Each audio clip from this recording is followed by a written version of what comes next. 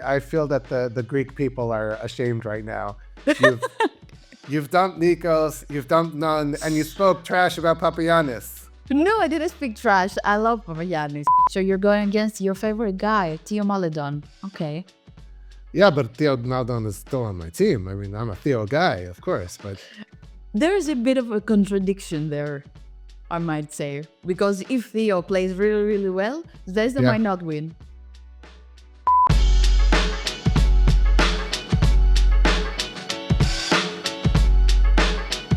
Hello, everybody, and welcome to episode number 19 of the EuroLeague Fantasy Challenge podcast. I am your co-host, Frankie Sachs, and I'm joined, as always, by Vasiliki Karamuza. And Vasiliki, you know what they say about number 19? No, Frankie, what do they say? It's somebody's lucky number. Is it our lucky number? That's the most important thing. It should be our lucky number at some point. I sure hope so. Last week, you had a couple lucky numbers, but tell us about who had the luckiest number in our private league. The winner of our private league for round 24 was Dusan Djordjevic. He amounted 220.65 credits. Like, wow. I was nowhere close to that, but it wasn't a disastrous week, I'd say. It was a so-so week. It was looking like a disaster at some points there on Thursday when I was watching your coach go down. Yeah. Again, that coach Katas hurt me for the second time in a row. The one time I wanted him to win, he lost. And the other time I wanted him to lose, he won. Like, it's always the opposite. This time, I don't know. But the rule still implies. And I will just leave it there and say more later on.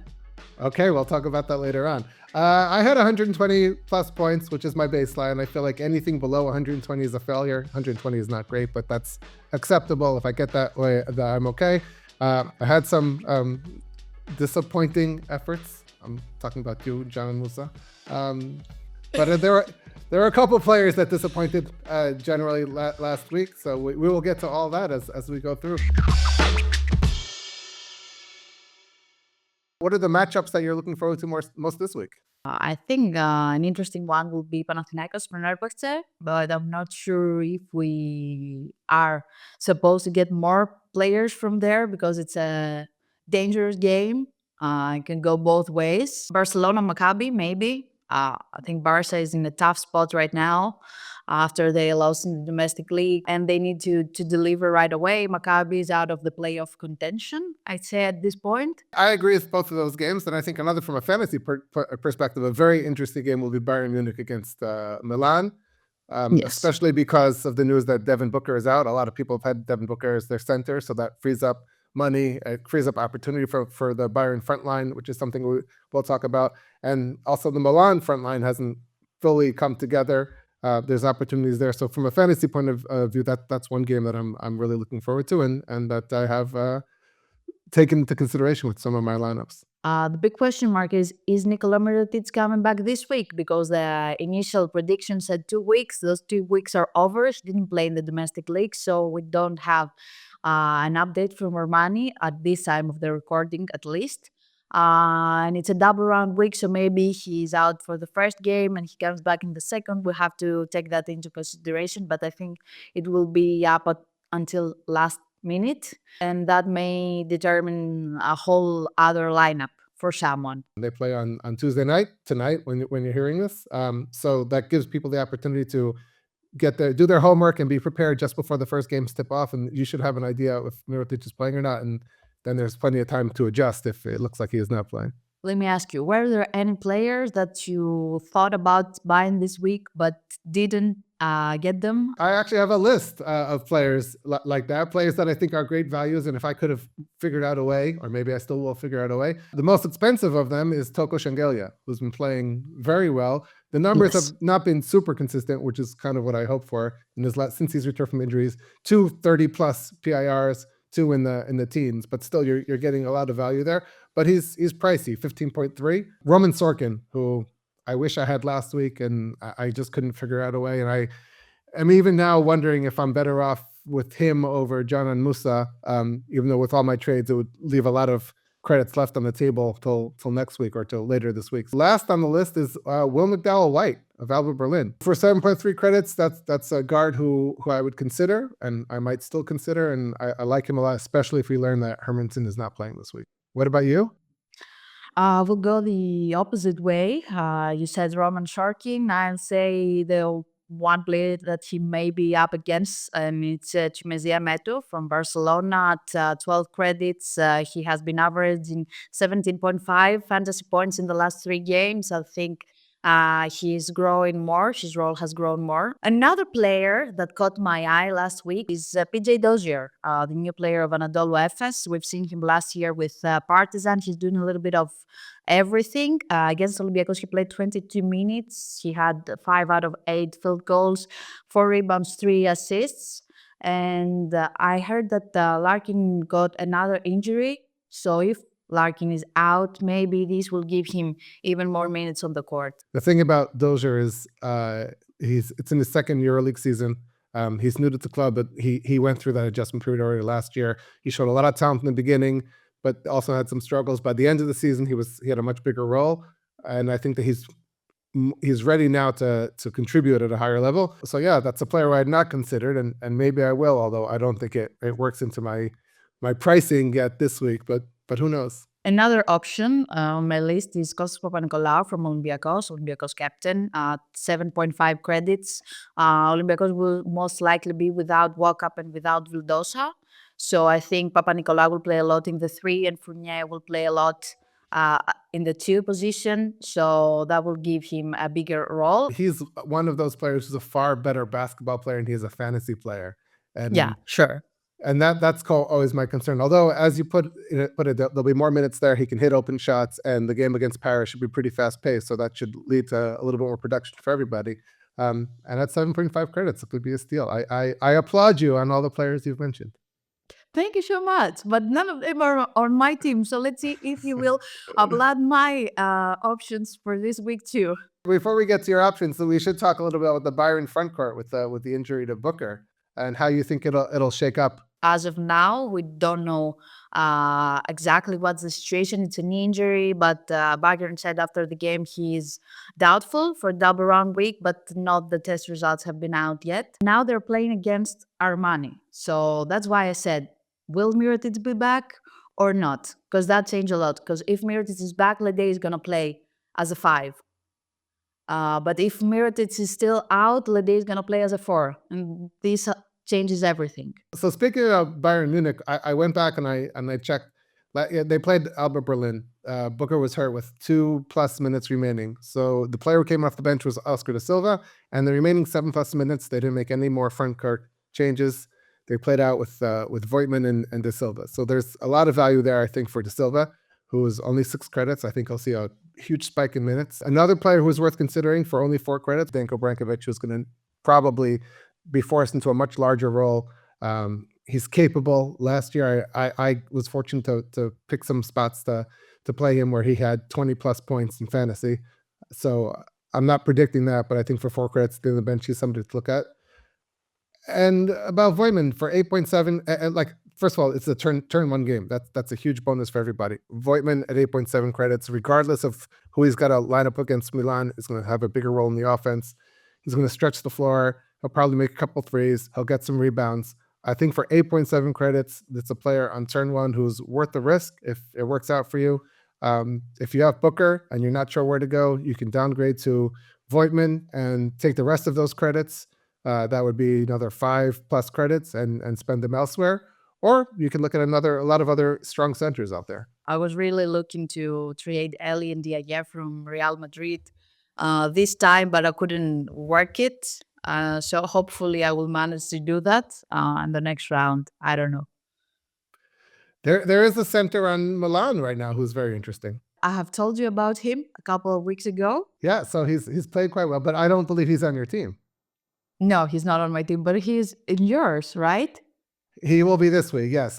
Freddie Gillespie, who began his EuroLeague career with Bayern.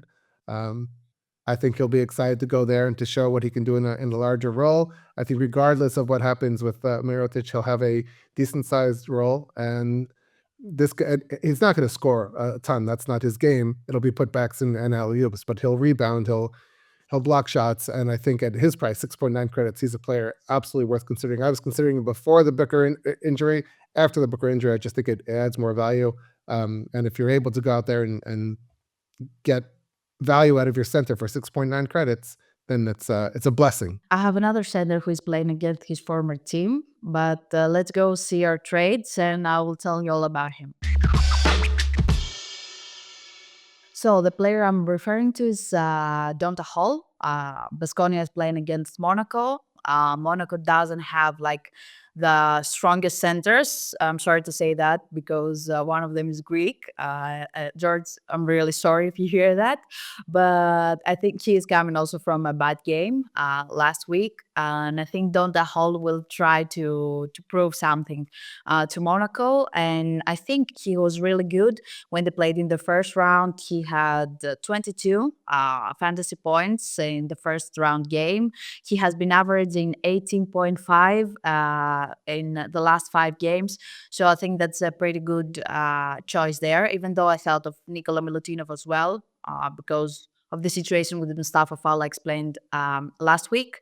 But I ended up with Donta Hall because I traded David Booker. I wanted to trade him before the injury news because in the last 2 games he hasn't provided as much as I wanted and nowhere near close to his value in the game. So that was like really bad for my team. The other trades I made is I traded Nikos Rogavopoulos because I didn't want to have 2 Baskonia players and got Jan Wetzel from Alba in his position. He has been averaging 14.3 in the last 5 games. He had 24 against Algiris in the first round. So I think maybe he has a good game in him. He was really good in the domestic derby with Bayern as well. And the other trade I made is Kendrick Nunn for Carson Edwards. I know Nunn at home is the best Nunn, but I think as I said before, the game with Fenerbahce is really, really, really dangerous. I saw Fener playing against Olympiacos a couple of days ago, and Sormus Giskevicius' team was like fierce. They pressed me really, really much. So I think Panathinaikos will have a tough time as well, even though they might get the win. So I thought I will go with Edwards, whom I had 3 rounds ago, and he had -5. But since then, he had 37.4 and 25.3. So I hope this stripe will continue now. He's back on my team. And last but not least, yeah, you want to say something? Yeah, go. I just want to say I feel that the Greek people are ashamed right now. You've dumped Nikos, you've dumped Nunn, and you spoke trash about Papagiannis. No, I didn't speak trash. I love Papagiannis. I didn't speak trash. I said he's coming from a bad game, and I'm not sure like the matchup with Donda Hall is the right one for him. Like they're totally, completely different kind of centers. The one is too explosive. The other one is like connecting with Nicolasses and like just leaving the ball in the basket, but they're completely different. They are completely different. I do believe that if you take all the centers in the EuroLeague and say, give me their best version, there is nobody better than the best version of Papagiannis. And that would scare me of having any center against him because you just don't know what you're going to get. But when you get his best, he's as dominant at the center as they can, blocking shots, finishing alley oops, making threes. He's just unstoppable at his best. Of course, inconsistency is a problem, and he's not always at his best. But I would be nervous about Hall. And then the other thing you said, which I'd be nervous if I was in your shoes. We all know that the best Nunn is the home Nunn. Yeah, no, I said that a couple of minutes ago, but I know. I don't know. Last I'm week when worried. I asked you about Nunn on the road, you said, well, you were taking Nunn on the road because you knew that you need him at home this week. Yeah, but I don't know. Like I wasn't satisfied with his performance. He ended up in my bench in the turn 2. He ended up in my bench, and I think this happened with a lot of people because I had to get Goodreads in. I expected him to be better, and he was, thankfully, for my team. But yeah, maybe this is not the best move, but I needed to shake up a few things. Like, I don't know. At this point, I have to gamble.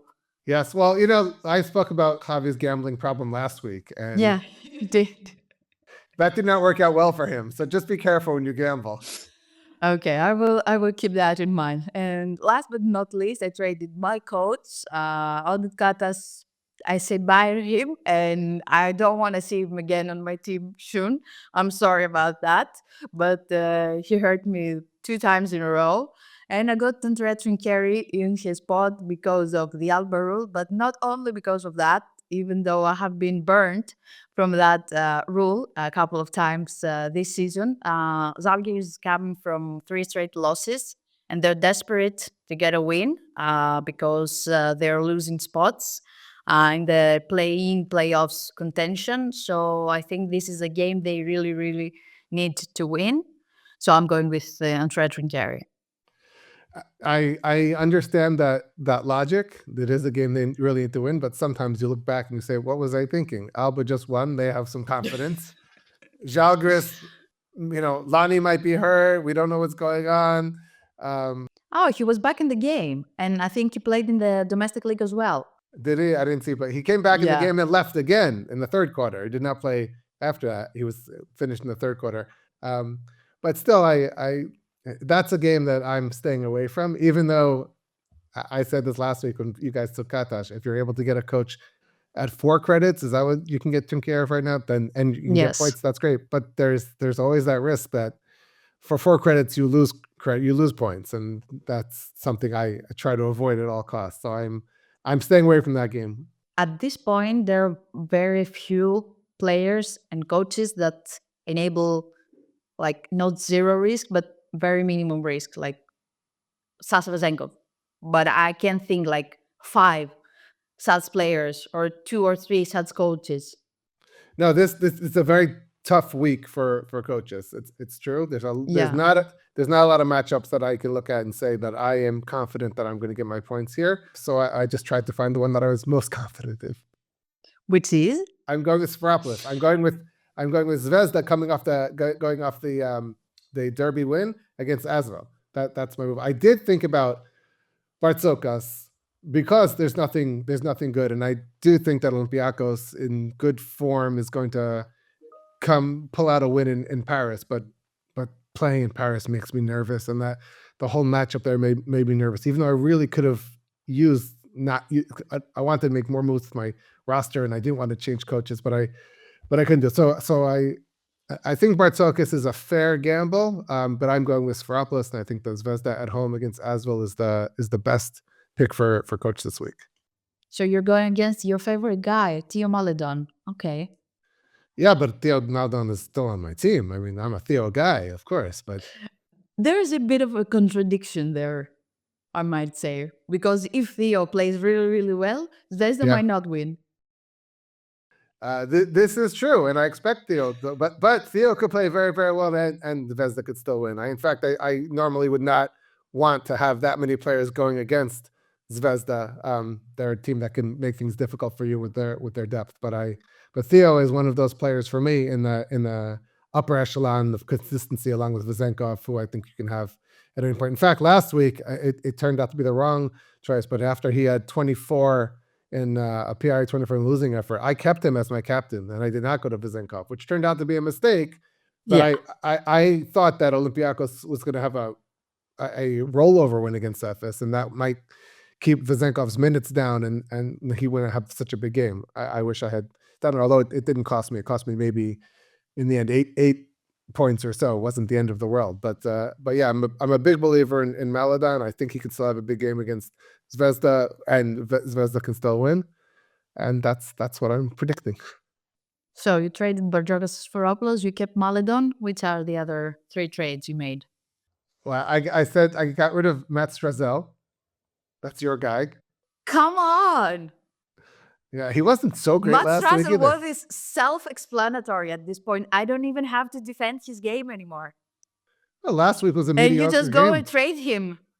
Well, you'll see what I had to pick up. There were players I needed to pick up. Matt Morgan, who also I think is good value for Virtus, but I needed, you've got to get good players. Sometimes you have to get rid of good players. And Tyreek Jones. And the players that I brought in are Freddie Gillespie at center, who gave me that change from John Gillespie gave me a lot more credits. Tamir Blatt, who was not the Maccabi player I wanted most. I wanted Sorkin, but I couldn't make it go without. The puzzles just didn't fit, but I think that Tamir Blatt is still in good form, and someone to have. And then at home, gotta have Kendrick Nunn. Oh, not at home. Okay. Yeah, it's Then a must. I respect your choice to trade Matt Strazel then, Yeah, because we need to balance things out. Because I sold Kendrick, so at least you got him. So we are good there. People yeah. are not gonna hate us. Me maybe a little bit, but I don't know. Just be careful. Put on a mask when you walk out in the streets. I'm gonna be in Oaxaca. Yeah, I'm gonna be there. So be careful.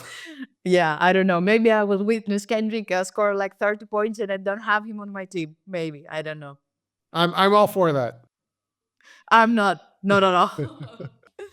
Anyways, let's go see the full lineups.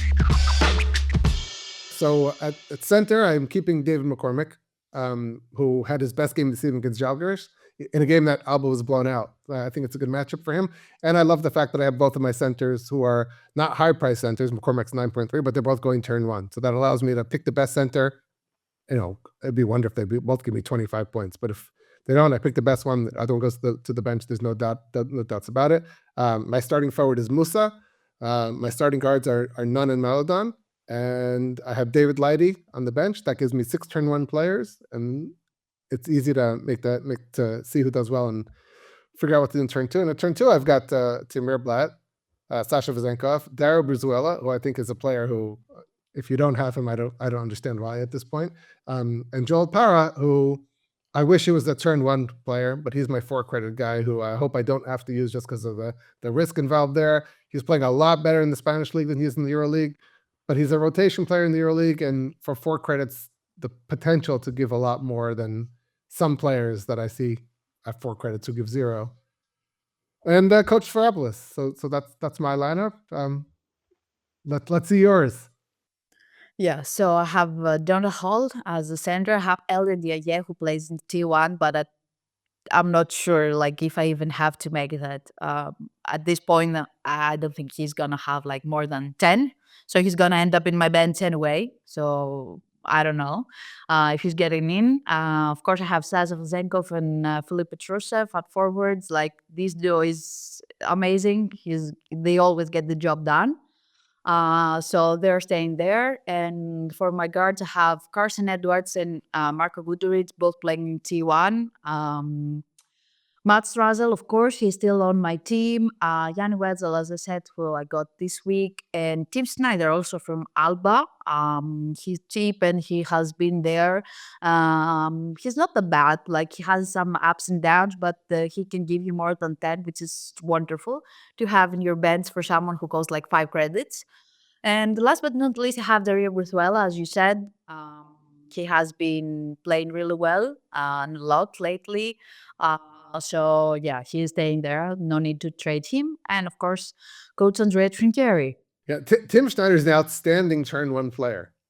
He's a player who's not expensive. He's inconsistent, but when you land on a big game from him, he blows away his price. So I applaud that. Captain situation, yeah. I think I will go with. I have 3 really good choices, like for T1. Carson Edwards, Marco Guduric, Filip Petrusev. They all can provide if they're on their night. I think I will go with Petrusev, maybe. But most probably I will end up with Vezenkov anyway, who plays in T2. So yeah, I'm leaning towards Petrusev for T1 though. What about you? I'm a Theo guy, so even though Of course. I have Kendrick Nunn, Theo is my captain. The only question comes like last week: what is the number that Theo has to get to for me to not go with Vezenkov in turn 2? Last week, I thought 24 was that number, and I was wrong. I'm not sure what Vezenkov's baseline is this week against Paris. I think I'll want more than 24 for Theo. I'm not sure. I'll see how I feel. I'm not as much of a gambler as you and Javi are. So I'll have to figure that out come Wednesday morning. But Trusting Vazenkov more than everybody else is not that much of a gamble from what we've seen so far, though. sometimes it's a play when it's a superstar. It's not about what they're capable of doing. It's what the team needs from them. And especially in a double week, if they don't need so much from Fizenkov, maybe they rest him a little bit for the second game. So that's where you have to figure it out. Okay, so everything is settled for this double round. We won't have another episode, so we will inform everybody on X about the trades we make for round 26. And tell us about the Rivalry Series games of this week. Well, first, tell us what games you're going to be at this week. Pan is playing 2 games at home. All is playing 2 games away, so I will be in Oaxaca for both games. Panathinaikos against Fenerbahce and Panathinaikos against Anadolu Efes. 2 really good games, I hope. Hopefully the win will land with the Greens, but we will see. Well, you hit on one of the first of the Rivalry Series games of the week, which is Panathinaikos against Fenerbahce. That should be an outstanding game. It's a fantasy game that maybe some people are nervous about, but we all know Nunn at home. You don't have to worry about having Nunn. And the round 26 Rivalry Series game of the week is Barcelona against Olympiacos. So that's also some question marks, maybe fantasy-wise, maybe not. Maybe a big game for Vezenkov when he comes to Barcelona. We'll see. But those are 2 exciting games. Make sure you watch them on EuroLeague TV. So you won't see us here for the next couple of weeks because there's a break after this week's two rounds of games. So the podcast will be on a hiatus next week and the week after before we return, unless we decide to squeeze in maybe a bonus episode. But feel free to interact with us at all times. And we thank you for everyone who's watching the podcast. The numbers have been great. The podcast is not only available on YouTube, but also on Apple Podcasts and Spotify and wherever podcasts can be heard. So we thank you for watching. We ask you just like the podcast, subscribe to the podcast, tell your friends about the podcast wherever it is that you're listening or watching. I will see you again in just a few weeks.